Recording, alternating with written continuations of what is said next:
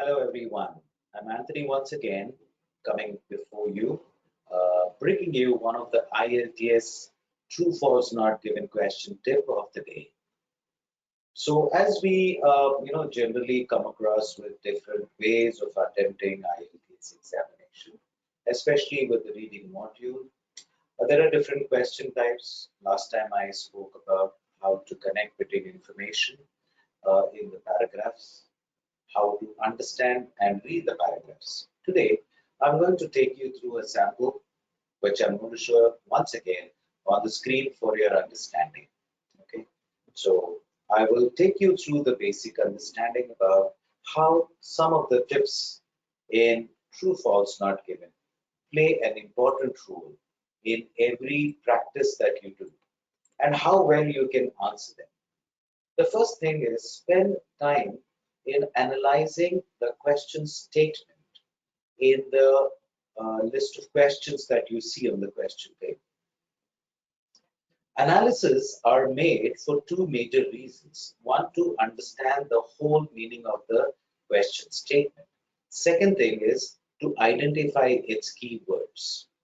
Because some of the keywords that you may choose may sound or are like those prepositions or adjectives, okay, that you pick up from the question statement, maybe in the explanative form in the passage that you read. Sometimes they are also are given in the synonym form. So our main objective is to understand the whole meaning of the question, number one. Second thing is find its exact meaning in the passage. It could be written in one sentence or two sentences or three sentences. As we all know that true, false, not given questions can be written in two or three sentences or more in the explanatory form of the passage. Okay. Sometimes they do not match just with the keywords, but they also match in some instances. Okay.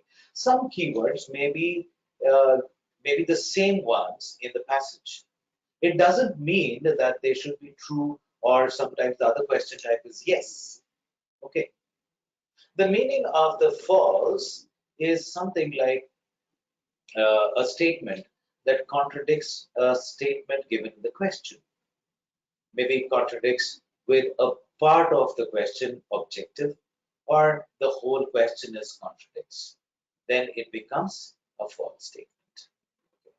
Not given is generally the whole meaning of the question is not in the passage.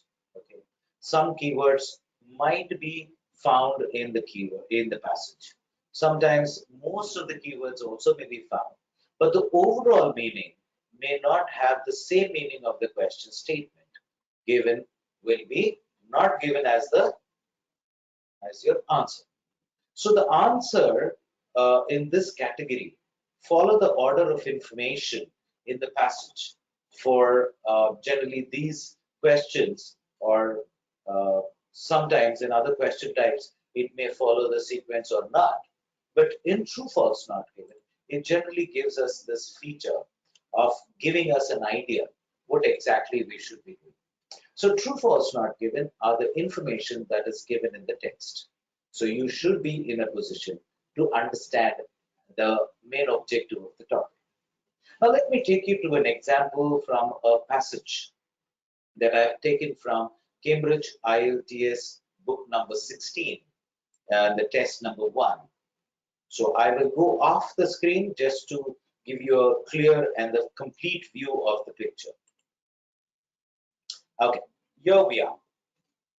So this passage, if you look at this passage, you can see that the passage has the heading like the white horse of Huffington.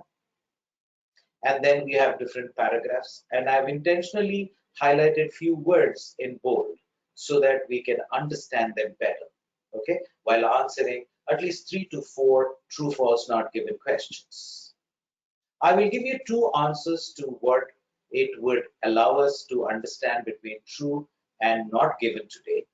So in my another video, I will bring in another example where I'm going to share the false and not given, which would be a different thing that we need to understand. So as we see here, it is something very important for all of us to see how the questions are asked. On the right hand side of the screen, as you see, okay, we have the questions and its instructions. Always remember, whether it is any question, true, false, not given, or any other question type in the reading module or in the listening module, make sure you will answer them. But before that, reading the question is an important criteria. Reading the instructions and following the instructions is mandatory. Okay, so here we see the first question. Most geoglyphs in England are located in a particular area of a country, of the country. Now, I have highlighted most and particular as my support keywords to find out geoglyphs in England and located. And then we are talking about any area. Okay, so I'm taking you to the first paragraph here. Okay, as you see the first paragraph, okay, you would be able to see something important here.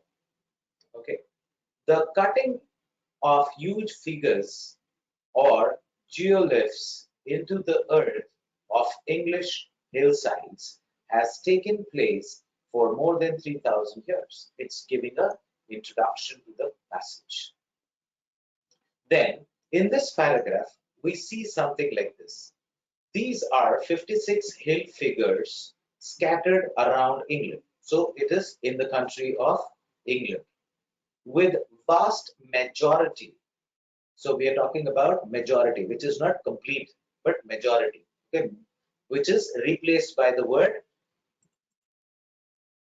most in the question. Hence, now we see that majority word is the synonym used from the question. On the chopped down lands of the country's southern countries. So we talk about that England, it is spread throughout England. And that's how we were able to understand them perfectly well. So when we look at this particular question here, once again, it's talking about in a particular area. So is it in a particular area? It is in most of the areas, okay, of the country.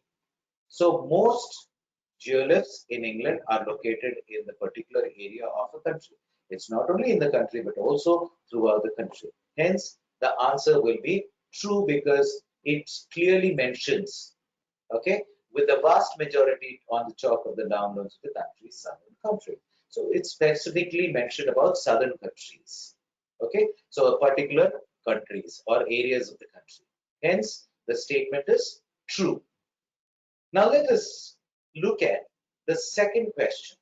Okay, the second question says there are more geoglyphs in the shape of a horse than any other creature.